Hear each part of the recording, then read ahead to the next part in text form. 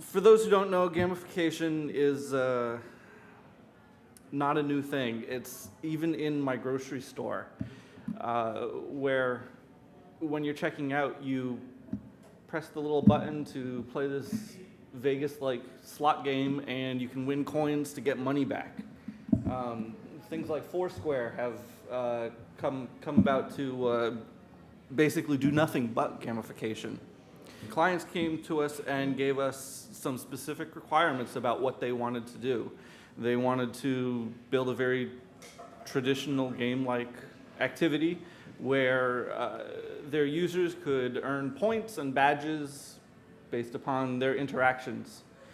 And like I wrote here, they wanted to get some points just for leaving comments and uploading pictures.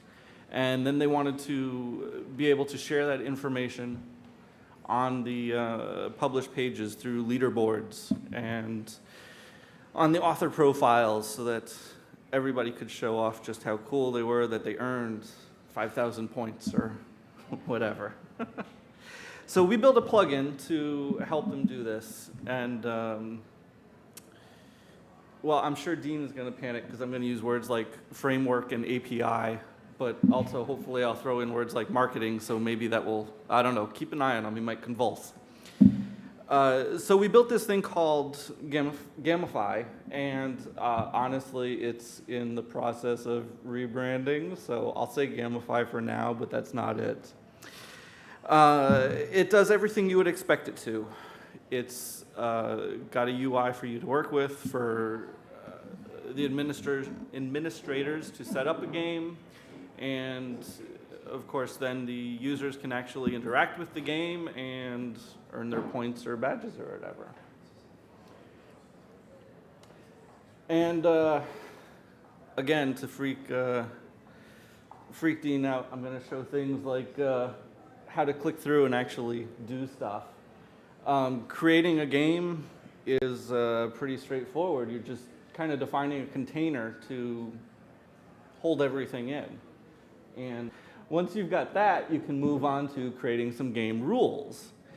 So within that container are game rules. And the rules are the events that users are going to interact with, and it's the things that they're going to try to complete, little tasks they're going to try to complete. And it starts out very typical in that you need to describe it with some text, but there's also a couple of magic pieces to this. And those are the events, the constraints, and the actions. And those three pieces aren't just what make this a great gamification engine, but as you will get to see a little, it'll open up a lot more possibilities. So here I've identified that I want this action to be noticed when people are submitting a new comment. And I require that users be logged in. And I'm going to assign some points. And that's it. So then administrators can click away to their heart's content to define this game. They don't need me. They don't need a developer to sit around and do all the work. There are lots of these options. Like I said, the events, the constraints, and the actions are the really exciting parts. And the events are what get noticed when a user does something. So we built in a number of different events, working with comments, working with entries and pages, and another interesting one, when another action is completed, you can run an event. And that's exciting because that will let you chain activity together. Events, constraints, and actions, lots of constraints. User is authenticated is an obvious one. You need the user to be logged in for this thing to happen. But then we got into some crazy things like target objects, where that lets the administrator specify that this rule only applies to this specific blog, or this rule applies only to this specific entry. So you can really tailor and fine-tune what the user needs to do, where they need to interact in order to complete your game. Text match, experience, minimum points and badges. you can combine all of them in any which ways in order to define your game. And lastly, the actions. We've got 3 types of actions: points, badges, and email notification. Points and badges are, of course, very traditional game kind of things. Email notifications kind of push that boundary a little bit because, hey, maybe your administrators need to know about somebody who's reached the new record, or a special subset of people who have done things to complete the game. Badges are an important part of any game system, right? So we made this tool to let administrators also define their badges. And so then you can supply the URL to any image and, hey, apply it to a rule later on. And with all those pieces, badges, constraints, actions, events, you can combine them in any which ways, and you can start to build some really complex actions. And that means you're really specifically targeting what you need a user to do in order to complete your game. So in this game rule that I made up here,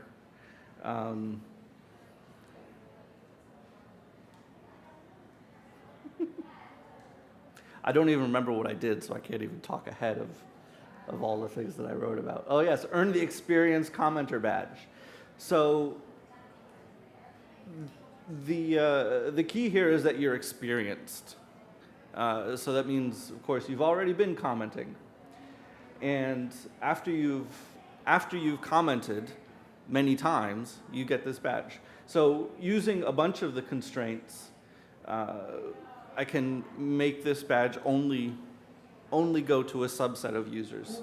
After they're logged in, of course, but this can only be given to you one time. So you can only earn this badge one time, and you need to have earned at least 50 points. Is that what I wrote? 50 points in order to earn this badge.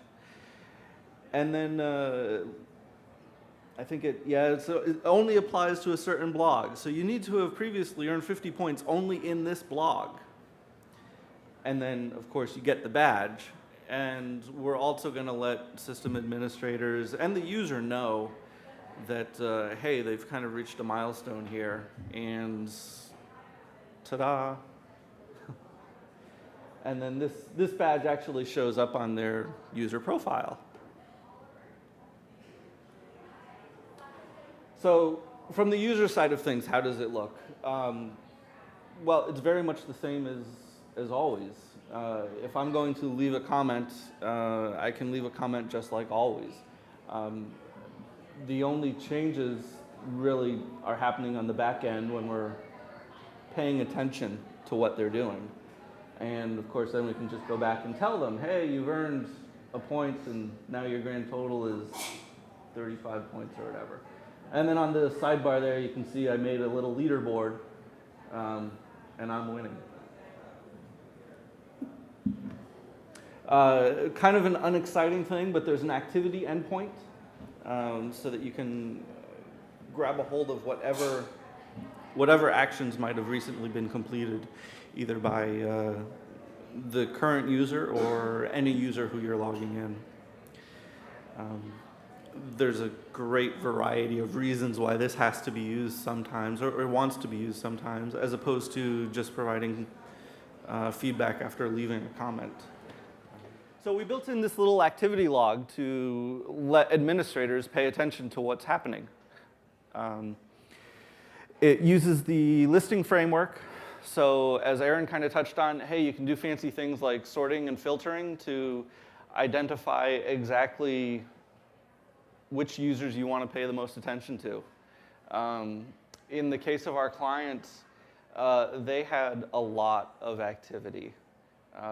They were seeing on the order of 800 interactions a day, and most of it wasn't worth paying attention to for an administrator because it was all just working smoothly.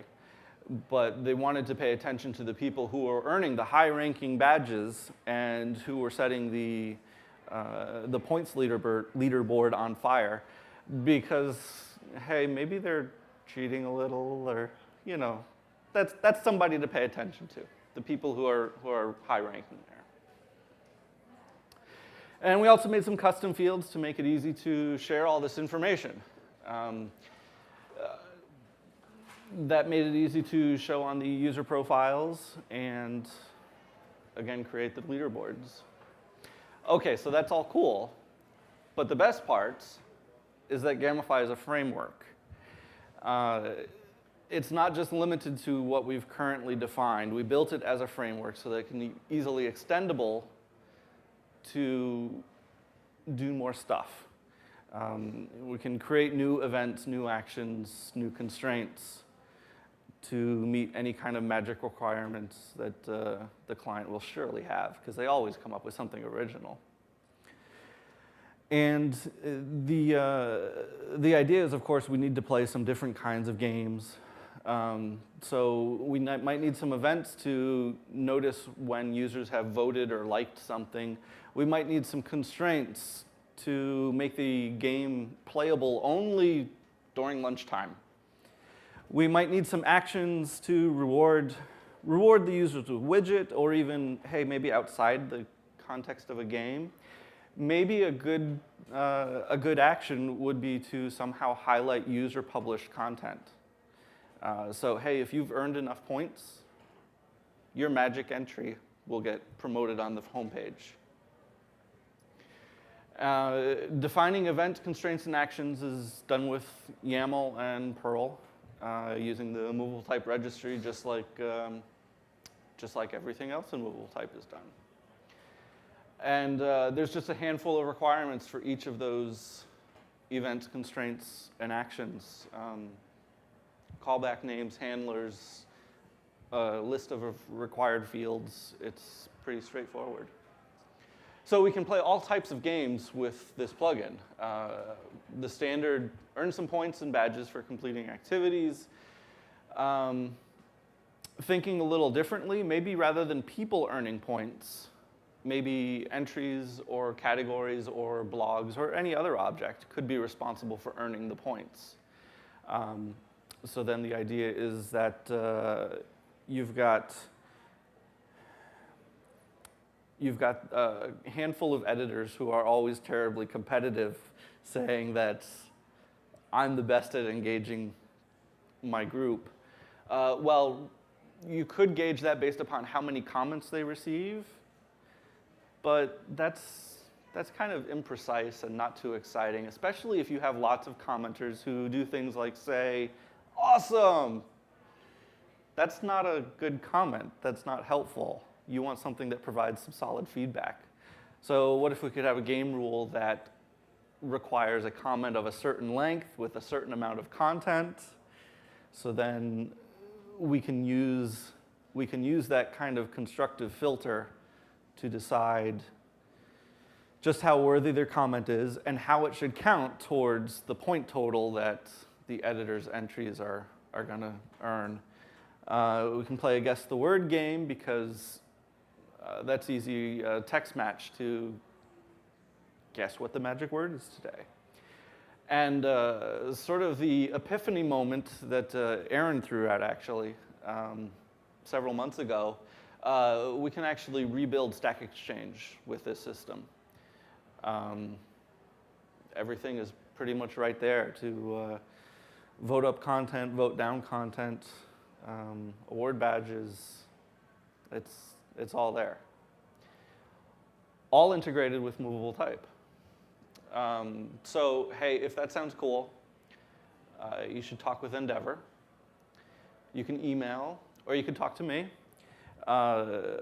Everybody here is welcome to a copy of the plugin for use wherever you want.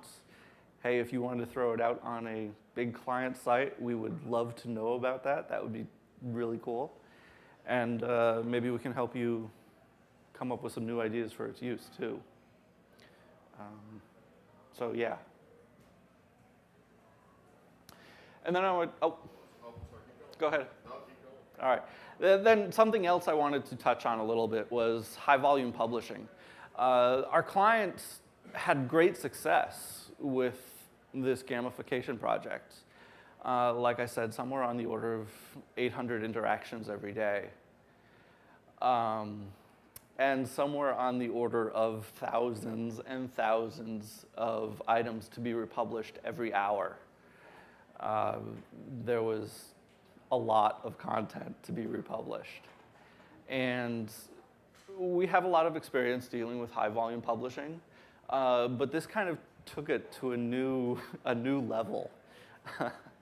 So a couple of tools really helped us work our way through it. One is just using the publish queue, publishing items in the background with a bunch of workers just constantly going at it.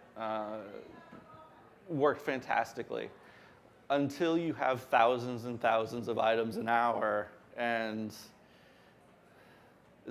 Martin, is there 2 workers on every server? I think, is there 2? There's 8 workers on one? 8? All right, so that's a total of 40 workers we had running. Oh, there's only one server with? Okay, so there's 8 workers running. Okay, so there's 8 workers running. That makes more sense to me. And just thousands and thousands of entries, they can't get through it.